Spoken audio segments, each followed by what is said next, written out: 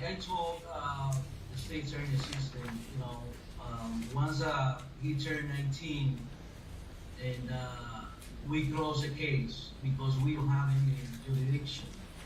And so he turned 19 on September. I believe September 3rd. My computer is a little crazy over here. But yeah, we, as soon as possible that turn 19, you know, and the disposition order that you request, or the court request, was before, after that he turned 19. So that's the reason that we closed the case. Otherwise, I would have completed the disposition, the predisposition report for you guys. Mr. Stephanie? I don't read that escape valve anywhere in the statute, Judge. I mean, there's juvenile dispositions that can last up until 21, so I don't think there's a loss of jurisdiction, and I think it's very clear by the language of the statute that it just needs to be included. I agree. I don't see anything in the statute that suggests that there's, just because the department's no longer tracking him doesn't mean they can't do a recommendation. So right. I am going to order the Department of Juvenile Justice to complete, at least provide the input to the Department of Corrections for inclusion within the PSI, because if you read the statute, plain text clearly indicates it should be part of that. Part of that report. So, Officer Guzman, I'll do it in writing if I need to. In fact, Ms. Devlin, if you could prepare an order for me. We'll do that. Ordering the department to provide input with regard to juvenile disposition alternatives that may be available, because that's what the PDR is all about with regard to Mr. Scott. So we'll get that order out and we'll reset this sentencing for the 3rd of March at 1:30. Yes, Judge. Anything else on Mr. Scott's mind? That's all, Your Honor. All right, thank you. Give me 1 second. I want to give you your paper.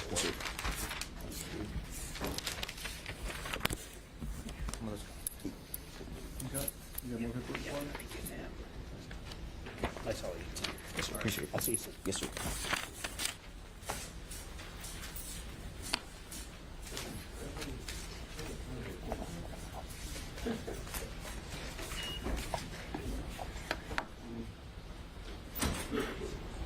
All right, we'll reset, and next case will be State versus Mark Wilson. Case 2020 CF 1029. We'll bring in the defendant out now.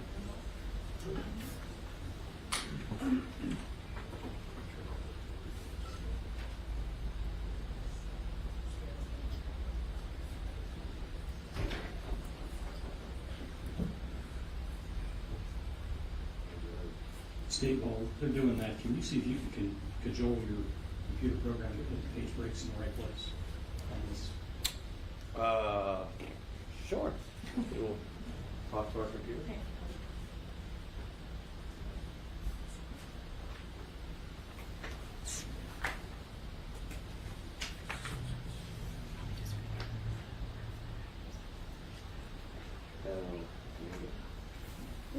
If it's in Excel. It's in Excel. I'll play with it. Yeah, just force it to show you where the page breaks are.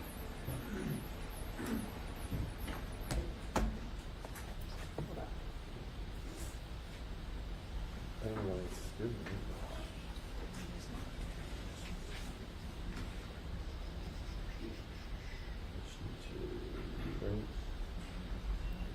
No, I should see what those. Okay. So,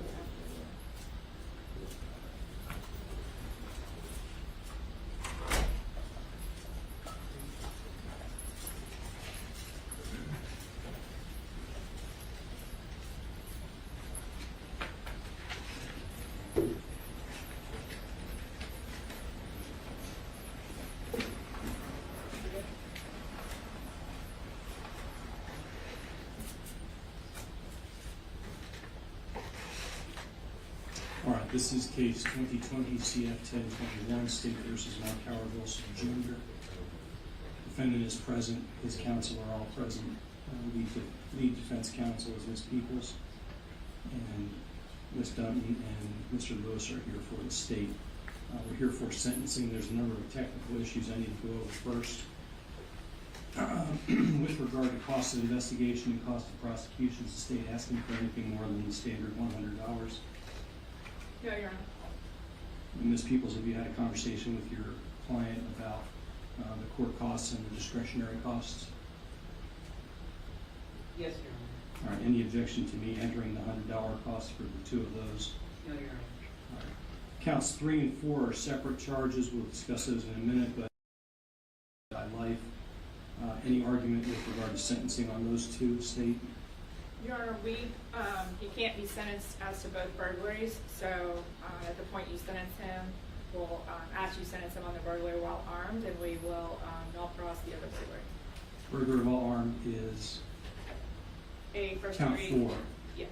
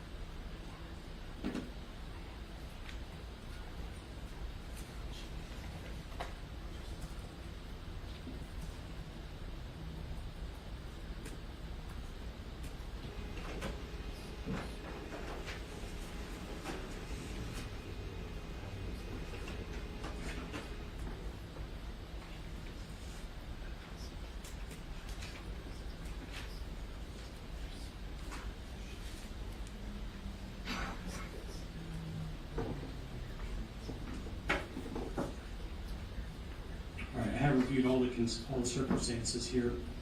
I also have a motion from the defense to strike the impermissible law enforcement PSI statement. I'm going to grant that motion, so I have not considered the additional statement that was attached to the PSI from law enforcement officer.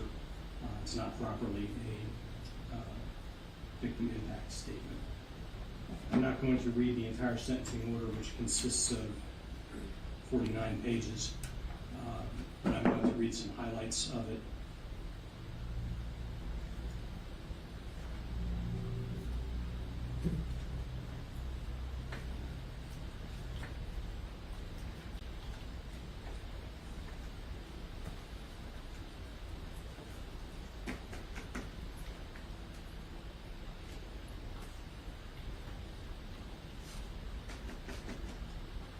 State filed its notice of intent to seek death in this case in a list of aggravating factors on October 9th, 2020. It filed an amended notice November 6th, 2020, and a second amended notice on November 12th, 2020. The case was tried on the second amended notice. The court will address each of the aggravating factors separately below. With regard to the homicide of Robert Baker, count 1, the state alleged 3 different factors. Number 1, the defendant was previously or contemporaneously convicted of another capital felony. The jury found this aggravating factor proven beyond a reasonable doubt. The court sees no reason to dispute that finding. The sole issue for this court to determine independently is the weight to attach to this factor, and in the present case, the court finds it should afford it great weight. These homicides were committed within feet of each other and likely within moments of each other. The aggravating factor, which has been found constitutional, only requires another capital felony or felony involving use or threat of force. Contrary to the defendant's assertion, the facts of this case demonstrate both the validity of this factor from a legal standpoint and its significance. The jury could find, and the court does find, that there is an extraordinary quantum of proof showing this defendant intended to commit these dual murders at or near the same time and place. To the extent the defendant argues this factor cannot separate out, quotes, the worst of the worst, the court disagrees. A single homicide is a tragedy beyond comparison. A pair of homicides at or near the same time is beyond the pale. Particularly in light of the facts of this case, the court feels compelled to assign this great weight. The second aggravating factor is that the first-degree murder was committed while the defendant was engaged in the commission of a burglary. The state relies on the holding in Spar versus State to prove this factor. In that case, holds that a prior permission to enter a property is deemed removed when the perpetrator comes into the property to commit a crime. The jury accepted the state's argument. The court sees no reason to question that verdict. In this factor, the legislature identified certain felonies, generally among the most egregious in nature, as making a homicide defendant eligible for consideration of the death penalty. Burglary is among those enumerated. The crime of burglary in Florida, as defined in the statutes, has an expansive scope. It's no longer limited, like common law burglary, to simply the breaking and entering of a dwelling at night with the intent to commit another specified felony. What made that common law crime egregious was the breaking into a dwelling in the hours of darkness. Florida has long since abandoned that paradigm. Instead, burglary includes any entry into a dwelling with an intent to commit a crime. The clear legislative intent is to preserve the sanctity of the dwelling or a business premise as a place demanding special government protection. The defendant's argument suggests the court should afford less weight to this factor, among other reasons, because it fails to reserve itself for, quotes, the most aggravated and unmitigated of crimes. Part of this court's discourse in the preceding sentence could be seen as support for that argument. But the defendant's argument fails to recognize, however, that the central concern expressed in the legislation is the invasion of a specially protected place. While we no longer live in castles, the home is the present-day castle. It's the place which the individual has the most rights and the government the least. The inclusion of burglary in the statute does truly identify a special, egregious category of criminal behavior. It's the very intrusion into the home in this case which makes these murders more egregious. The facts of this case demonstrate the significance of that legal finding. The Bakers had opened their home to Cindy, Caitlin, and the defendant for the purpose of safety and security for that young family. They permitted them to eat with them, use the restroom, do laundry, share the fruits of that specially protected place. The defendant shattered the security of that special relationship and special place when he entered to commit these brutal crimes. Assume for analysis that this crime had occurred out in the woods or in a public place. The crime would be every bit as brutal, but it would lack the significance of shattering the protection afforded by the personal castle, the home. Here, in the days and weeks following the crime, the family was unable to bring themselves to even stay in the home and felt forced to sell it. Burglary is most certainly an aggravating factor in certain homicides. Here, the jury found it beyond a reasonable doubt. The court agrees and affords the factor great weight. The third factor the state presented was that the first-degree murder was committed in a cold, calculated, and premeditated manner without any pretense of moral and legal justification. The defendant's argument on this factor centers on a question from the jury at the close of the case on the merits. Specifically, the defendant attacks the heightened premeditation necessary to find this factor and cites to the jury's question.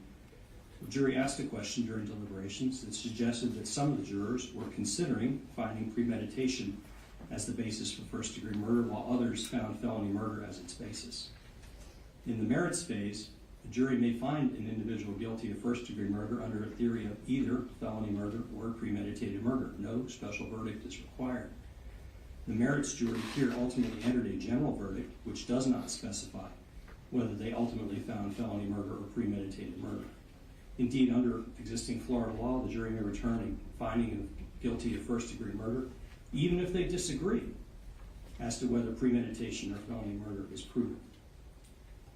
The court here finds that in the penalty phase, the jury reflected on the evidence and concluded that the defendant did indeed premeditate and plan this murder. The defendant's argument that they could not have found sufficient additional premeditation to sustain CCP is not founded. The court specifically notes that, other than his own claims, there is no objective evidence demonstrating that the defendant was impaired at or near the time of the offense. No one who observed him reported or suggesting that he was acting as if he was under the influence of substances. The overall sequence of events argued by the state has been convincingly proven. The defendant's argument is that he had concluded the Baker boys presented a threat to him and his family. The court finds that he planned these homicides with precision, even apparently taking the time to sharpen the fillet knife in front of the boy's mother the night before. Do you wake up thinking, this is not where I want to be in my life? To make sure the victims were dead. Finally, the court concludes there wasn't even the slightest pretense of moral justification. Robert was asleep and defenseless. Tayton was awake, but brutally butchered as he sought to escape and perhaps call for help. Neither of these boys did anything to the defendant to justify the crime. The court finds this factor proven beyond and to the exclusion of a reasonable doubt and affords it great weight. Homicide of Tayton Baker. The state alleged 4 different factors regarding the homicide of Tayton. 1, the defendant was previously or contemporaneously convicted of another capital felony. The arguments on this factor are the same as for Robert Baker. The collateral capital felony is the homicide of Robert. The same conclusions apply to this factor. The jury found this factor proven beyond a reasonable doubt as to Tayton as well. The court applies the same legal and factual analysis from Robert's case to Tayton's murder. The court also finds proven beyond a reasonable doubt, and for the same legal and factual reasons affords it great weight. The first-degree murder was committed while the defendant was engaged in the commission of burglary. The court reached the same conclusion as it did with the first aggravating factor, that it bears the same facts and legal analysis as with the other victim.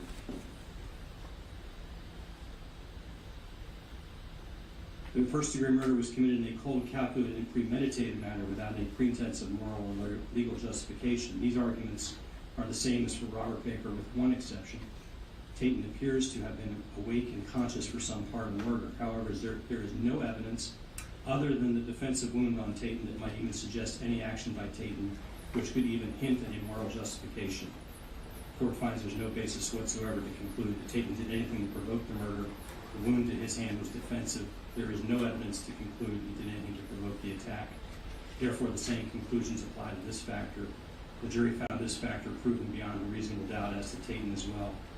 The court finds it proven beyond a reasonable doubt, and for the same reason affords it great weight. With regard to Tayton, the state also alleged that the first-degree murder was especially heinous, atrocious, and cruel. In his sentencing memorandum, the defendant continues to insist, as he did in motion practice, that this factor is unconstitutional and presented multiple arguments. The court finds the defendant's arguments unavailing. The evidence of torture and of extreme cruelty in the murder of Tayton Baker is self-evident. The blood trail starts at the end of the pool table. There's a large pool of blood in that area. It's evident the assault commenced here. The blood trail extended around and under the leg at the end of the table, strongly suggesting that Tayton was trying to escape from the murderous assault. Tayton's hand has a defensive wound consistent with a conscious attempt to defend himself from the knife. The blood trail then continues for several feet almost to the other end of the table to the point where Tayton's body was found. The trail strongly suggests Tayton was crawling away from the assault. The handprint on the wall indicates that he was alive, and again, strongly suggests he was reaching for his cell phone, which was plugged in near the handprint. Finally, the abrasion to his face revealed that when the assault occurred, he was face down, as the defendant struck him over and over with a hammer, driving portions of his skull into his brain. Contrary to the defendant's suggestions from Dr. Bulick's deposition, the court finds it was proven beyond a reasonable doubt that Tayton was alive for some time during the brutal and horrific attack. He clearly felt considerable pain as the knife blade sawed across his throat. He would have been aware of his impending death as he crawled away from the knife attack, including no less than 20 different incisions. While the hammer may have ultimately rendered him unconscious, he had already suffered an especially brutal, heinous, atrocious, and cruel end to his life. The factor was proven beyond a reasonable doubt. The court affords it great weight. The court instructed the jury on 44 specific mitigating circumstances. These included 2 statutory circumstances and 42 non-statutory, as well as a catch-all 45th, which is a statutory, which goes as the existence of any other factor in the defendant's character, background, or life, the circumstances of the offense that would mitigate against imposition of the death penalty. The defendant presented additional evidence at the Spencer hearing, and the court requested sentencing memorandum for both parties. Neither party followed the original listing and structure of the presentation of the mitigating circumstances in its memorandum, which somewhat confounds the organization of this order. and precludes direct analysis point by point between the two parties. The court notes for the record there are 2 victims. The jury was asked to pronounce on each victim as to each count, whether they found the mitigating circumstances proven and whether the aggravating factors outweighed the mitigating circumstances. They made such independent findings. In its analysis below, the court will announce its findings only once. This homicide, by all accounts, occurred in relatively rapid time in a small confined space. There were no facts presented whatsoever other than the defensive wound to Tatum that differentiate the mitigating circumstances between counts 1 and 2. Therefore, the court finds that the evidentiary value and weight assigned to each are the same and should be considered as if set out separately.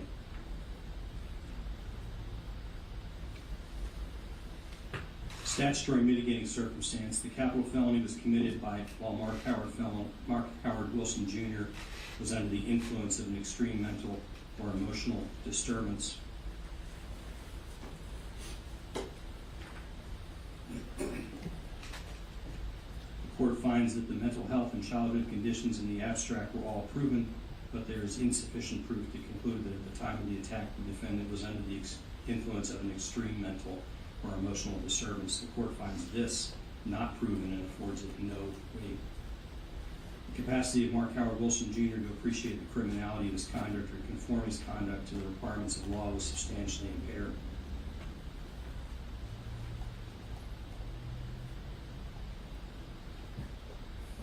The court finds there is no proof of a correlation from the conditions the defendant suffered from to an actual impairment on the night of August 25th and 26th. There are several data points. First, there is little contemporaneous proof other than the defendant's self-serving claims that he was actually under the influence of methamphetamine as he claimed. In the defendant's Spencer hearing materials, there is evidence that Cindy Guinan tested positive for amphetamines approximately 48 hours after the murder.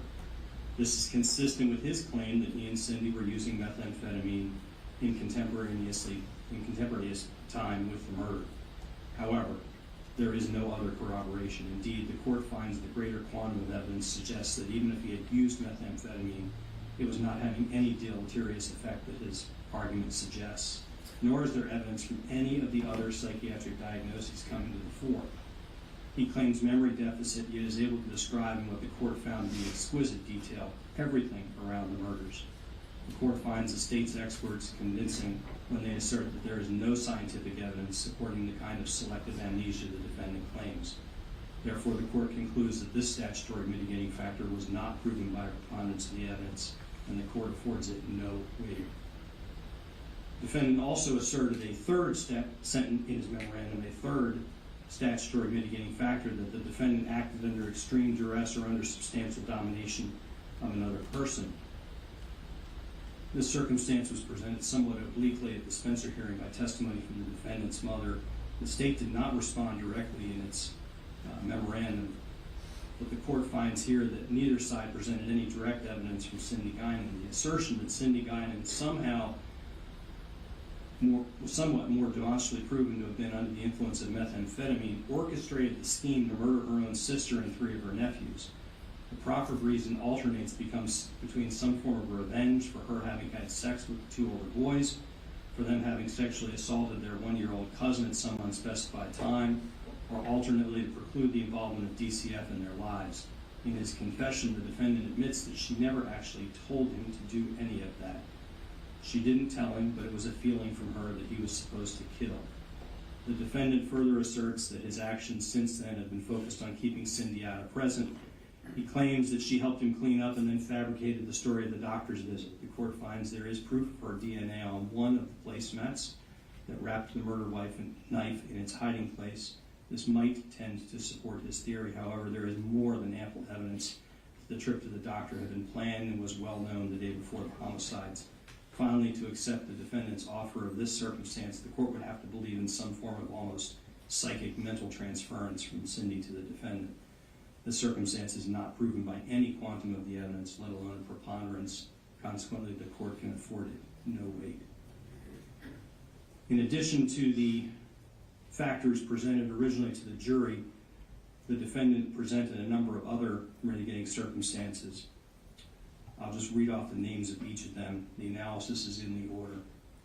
First one is that the defendant endured challenges directly related to his geographical address. That really addresses education, but the court does discuss it. Through education and employment, the defendant overcame, at least in part, the negative aspects of his traumatic childhood. That the defendant was sexually assaulted as a child in elementary school. That the defendant has exemplary courtroom behavior. That the defendant has been a compliant and cooperative county jail inmate for years.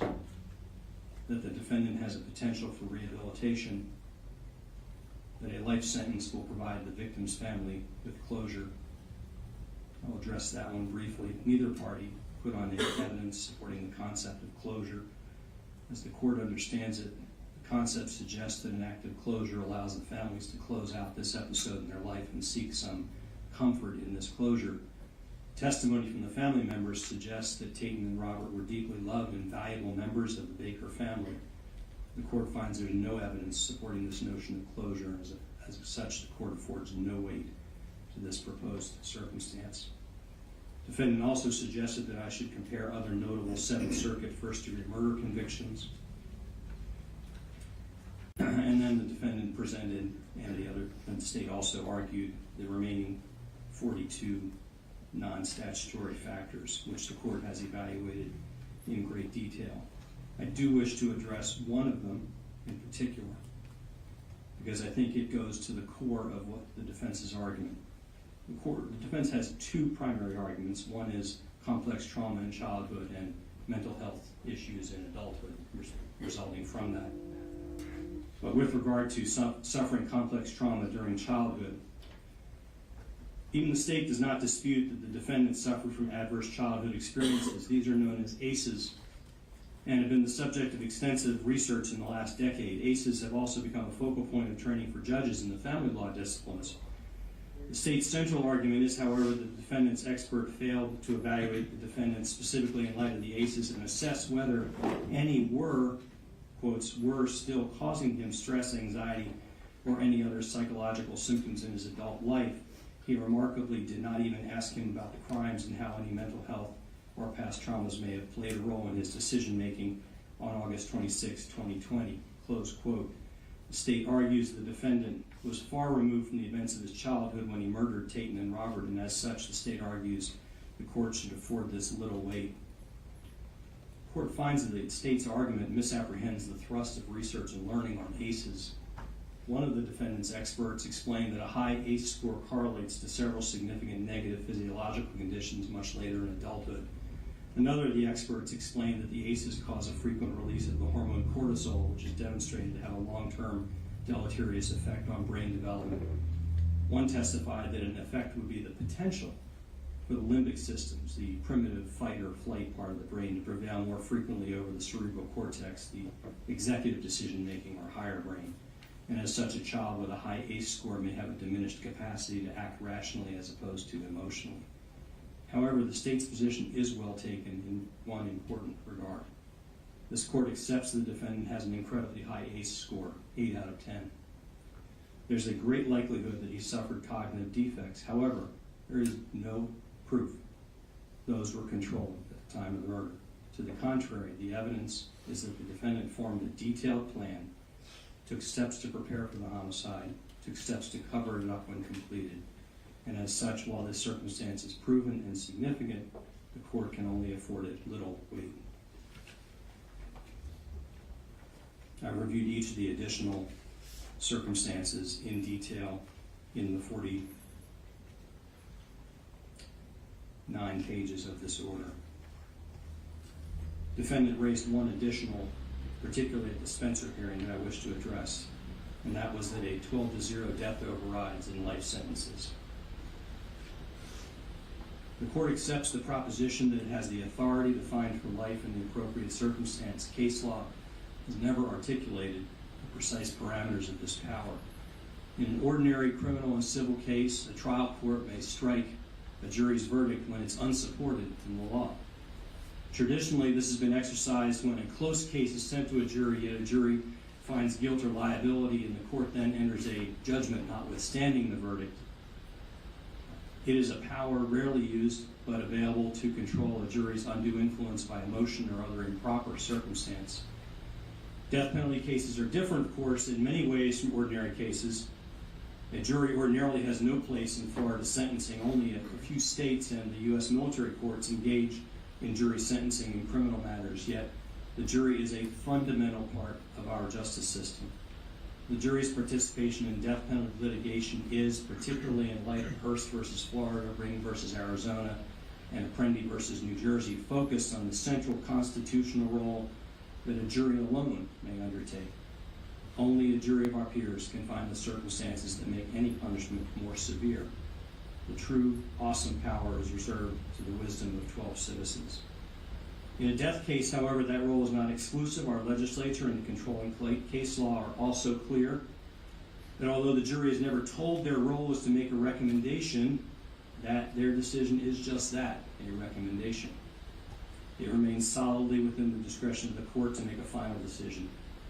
The court is mindful that there is no ready remedy for the state if the court were to exercise its discretion. In the absence of a wholesale, perhaps even criminal abuse of judicial authority, it's unlikely that an appeal from an override to life would be successful. As a judge, however, one remains mindful that we do not sit to impose our own biases and preferences upon the parties.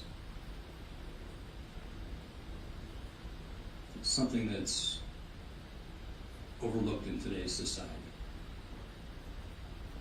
As a judge, it's our role to be neutral and independent arbiters of fact and law. To that end, in assessing this weight circumstance, the undersigned must set aside to the greatest amount possible any such bias or prejudice and focus on the facts and the findings. The undersigned has expressed in other proceedings a personal and religious preference in favor of life. The court has also observed that the structure of Florida's death penalty statute and its implementing case law reflects a similar bias towards life. That's the whole concept behind phrases like the worst of the worst and similar expressions. In this case, however, it does not appear to the court that the jury is in error. They have heard both the facts of the murders and the extensive evidence in support of mitigation. Through a lengthy jury selection process, several of the jurors expressed a position similar to that which I just expressed. That is, a hesitancy to impose death in all but the most extreme circumstances. Unlike the jurors, the courts had exposure to significant mitigating circumstances, including, most significantly, the defendant's multiple attempts to avoid putting the family through a trial by offers to plead guilty in exchange for a life sentence. The jury is never entitled to know that. The court does know it and weighs it carefully in its analysis. The court has also heard the significant additional testimony at the Spencer hearing, including the truly moving plea from the defendant's mother. She took an action that many would find hard to do, namely turning in her son for murder. She did it for Tayton and Robert and for the defendant. The court carefully listened to and found sincerity in the defendant's own apology during his allocution. The circumstances proven to be worthy of consideration. There have indeed been cases in which an override has been granted. It seems impossible, however, to compare them to this and any other case with any fidelity. That task of assessing proportionality across the state is properly the province of the Florida Supreme Court, which has access to all similar cases. However, this court gives and has given since the start of this trial, and more poignantly since the jury's first verdict, considerable reflection and deliberation on the ability of the court to exercise its discretion in favor of life. Mr. Wilson, please stand.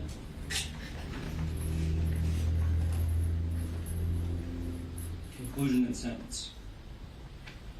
The defendant committed two truly horrific murders of innocent children. Tayton's death in particular was especially cruel and undoubtedly painful.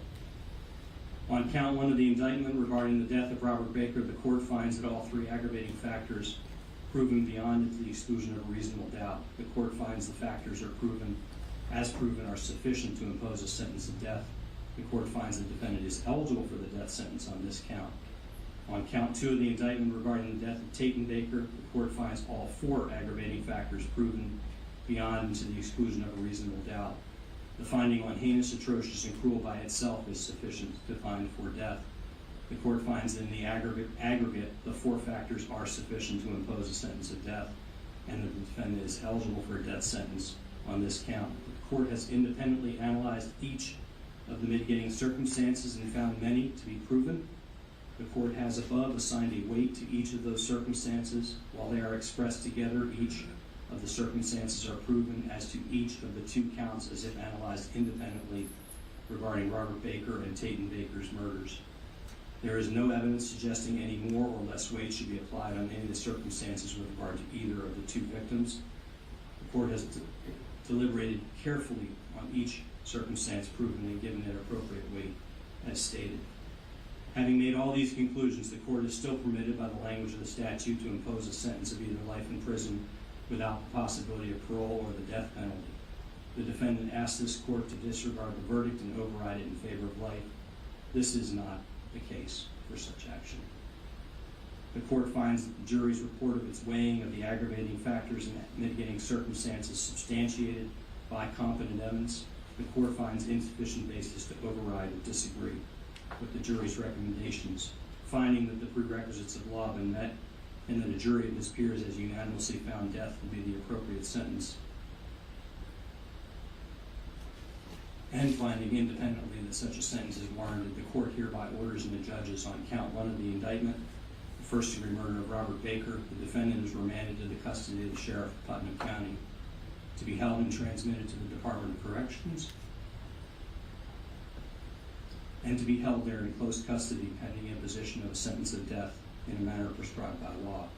On such date as may be set by proper authority, the defendant shall be put to death for this offense.